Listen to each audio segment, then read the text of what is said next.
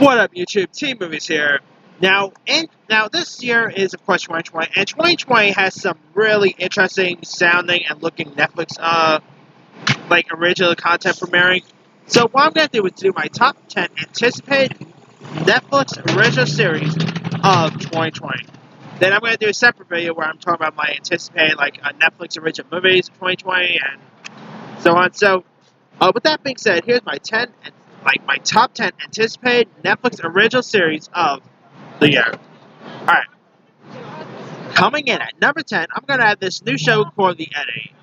Now, The Eddy is about a French club owner who deals with the everyday chaos of running a live music venue in the heart of Paris. And it stars the likes of Andre Holland, Amanda Steinberg, you've got Joanne Kulik, who was really great in that movie Cold War. And this is actually being written by Damien Chazelle, who also gave us stuff like La La Land. So he's no stranger for the music scene. And of course, he also gave us Whiplash and all. And now that's mainly the synopsis I know. Like, maybe if I see a trailer, and the trailer ends up not being so great, I might end up not being excited for this. But hey, I'm mainly more excited for this because Damien Chazelle. I really like this actor named Andre Holland, who has an interesting relationship with Netflix thanks to that movie he just did with Steven Soderbergh, High Flying Bird. So there's that.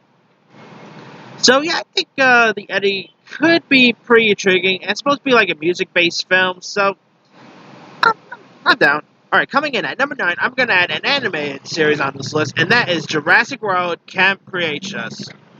Now,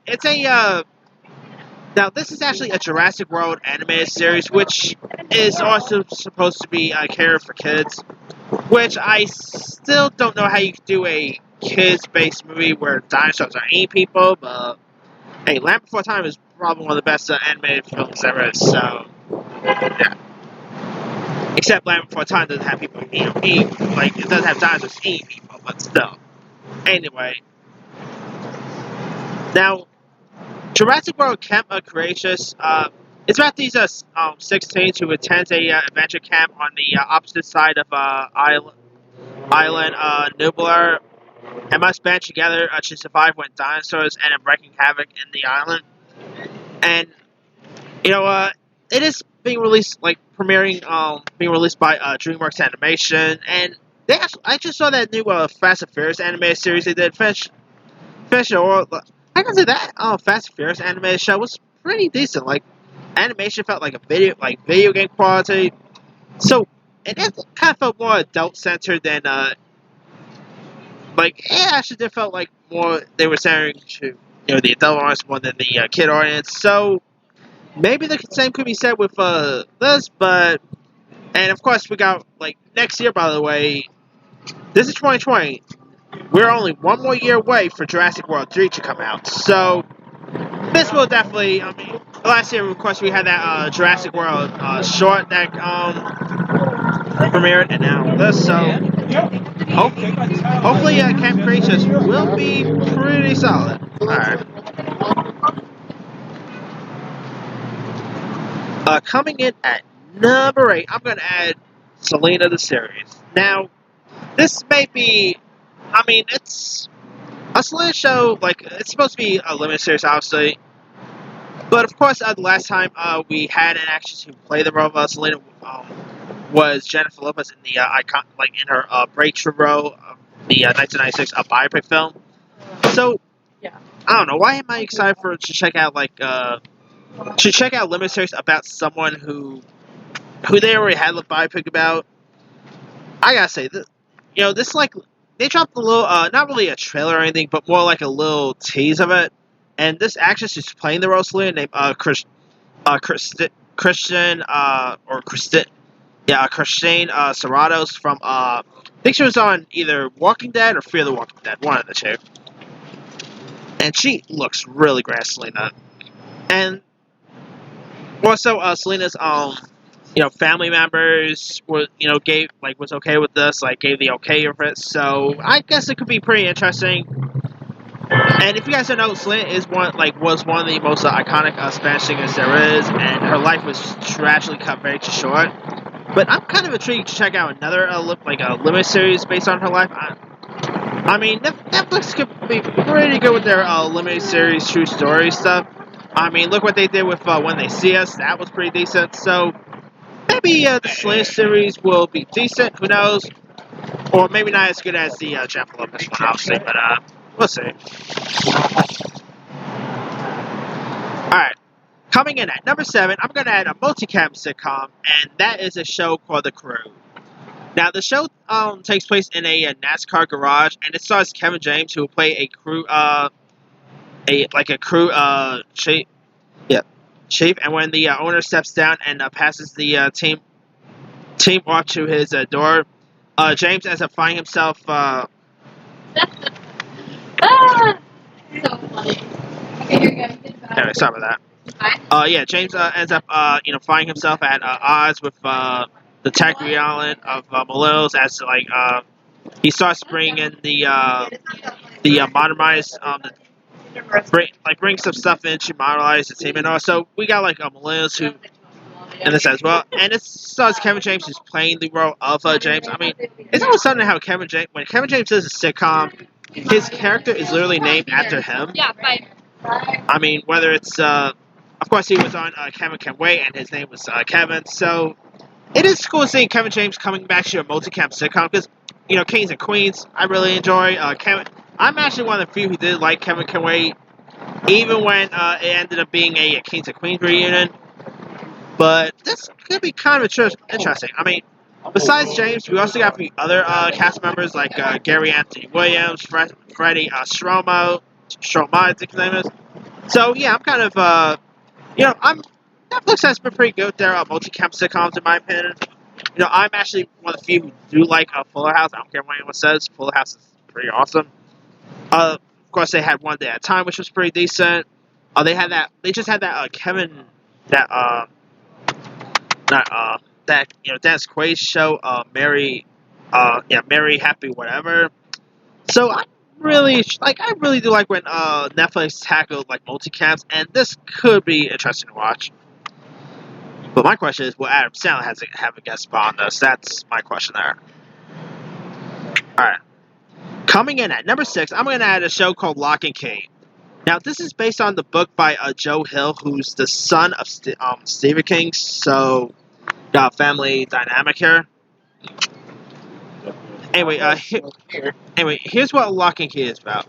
After the murder of their father, the Locke children return to their ancestral home in New England, only to discover they are surrounded by magic only they can see, and left to fight the unnatural horrors that abound in Lovecraft, Massachusetts. The cast in this includes the likes of Kevin Alvarez, Griffin Luke, Connie Jasup, Sherry Som from The Fosters fame, Stephen Williams, Robert Jackson Scott, who of course played Georgie in the It movies.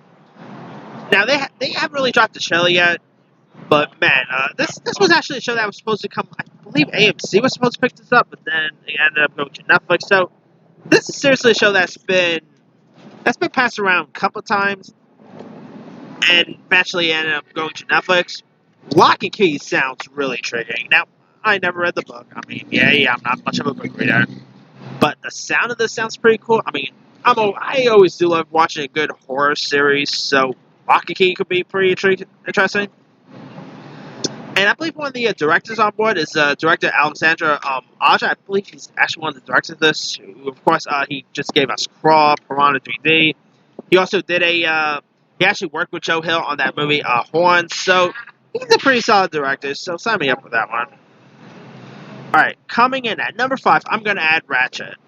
Now, Ratchet is like a prequel series to the classic, iconic 70s film One Flew Over the Cuckoo's Nest, and it stars. And this show is created by Ryan Murphy and stars Sarah Paulson as a famed nurse named Nurse Ratchet, who was of course played by Louise Fletcher in the original classic. And this also stars the likes of Judy Davis, Cynthia Nixon, Don Cheadle, Rosanna Arquette, Sharon Stone, Vincent D'Onofrio, Hunter Parrish, Corey Stowe, Now, this actually is supposed to premiere in September. Like, they actually already have a premiere date for it, too, so that's pretty good. I can't remember the actual date, but I know it's premiering in September. But, anyway, yeah, Ratchet could be pretty interesting. I mean, Sarah Paulson have worked with, Ryan Murphy loads of times, and, Ryan Murphy has been mostly doing stuff for, like, FX and Fox and all, so it's pretty cool to see him doing, like, a Netflix, release, and Ratchet could be pretty interesting. I mean, it's where, Ratchet, who's this young nurse at a mental institution, become jaded, bitter, and downright monstrous to her patients. So, kind of like the original. I mean, the original Nurse Ratchet, like I said, played by Fletcher, who ended up winning her Oscar for this. So, maybe if Sarah Paulson is as good in this, maybe she'll win an Emmy for it. Who knows? But, yeah, Ratchet is she's one of the worst persons in movie history. So, having her portraying, like, a different form could be pretty interesting to watch.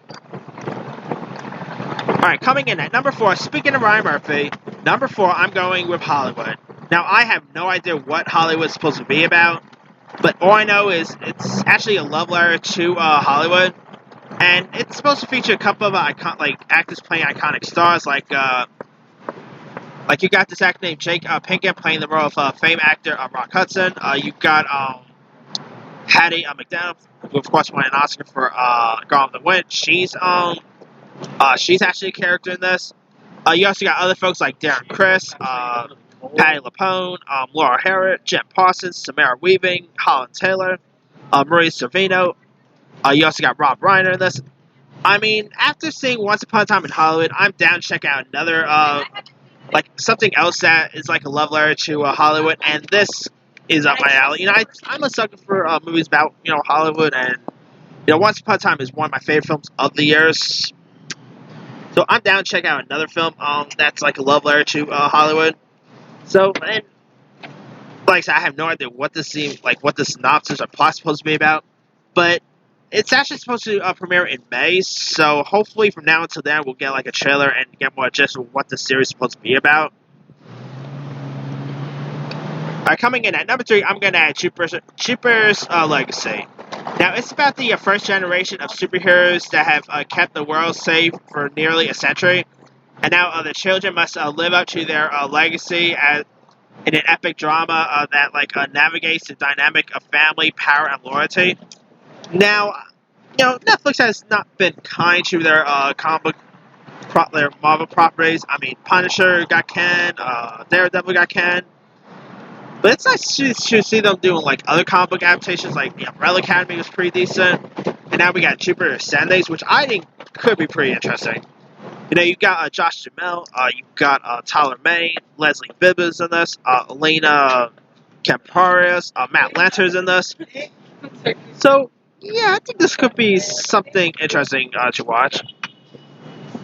And, who does love a good comic book, we're pretty much we're not only in the film, the golden age of comic book movies, we are also in the golden age of comic book TV shows, and it is really nice to see other comic books getting their shot at getting turned into TV shows and all, or even movies and all. And Jupiter's Legacy could be pretty interesting, so I'll probably check this one out. Alright, coming in at number 2, I'm going to add the show called I Am Not Okay With This. Now, it stars Sydney, who plays this high schooler who's navigating the trails and tribulations of high school while dealing with complexities of her family, and and she also has mysterious superpowers that just begin to awaken deep within her. So yeah, So this is also, I guess you could say, another superhero-based show, and it's actually based on a book, so there's that. Well, I think it's based on a comic book. I can't remember if it's based on a book or a comic book, one or two. But anyway, this actually sounds pretty intriguing. I mean, it does star Sophia Lillis, who's of course best known playing Beverly in the It movies. Of course, her It co-star Wyatt Olaf is in this. I'm kind of interested by this. I mean, it is from the same people who gave us that show The End of the Fucking World, so there's that.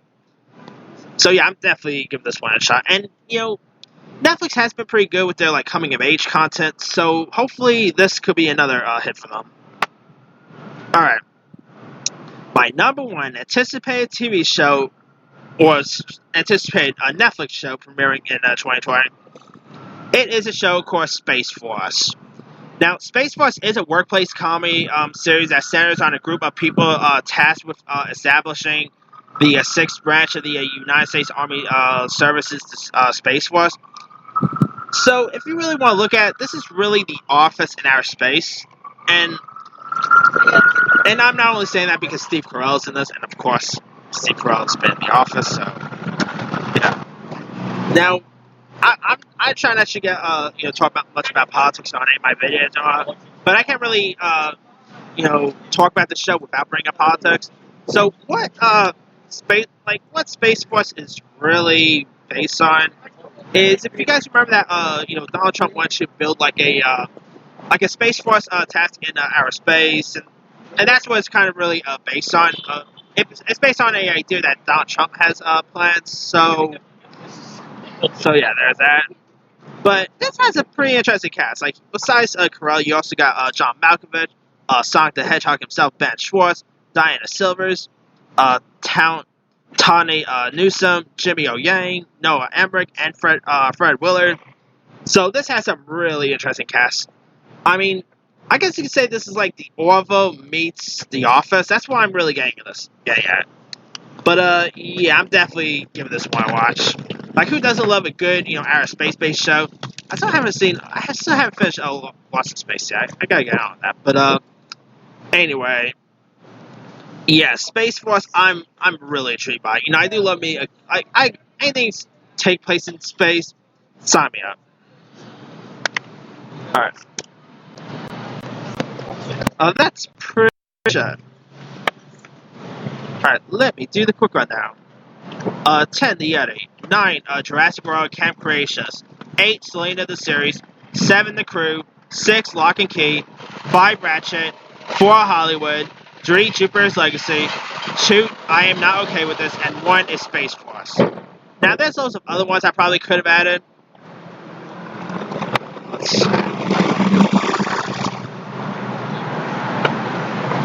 There's the Dracula, which premieres on Saturday, so I'm kind of interested in that.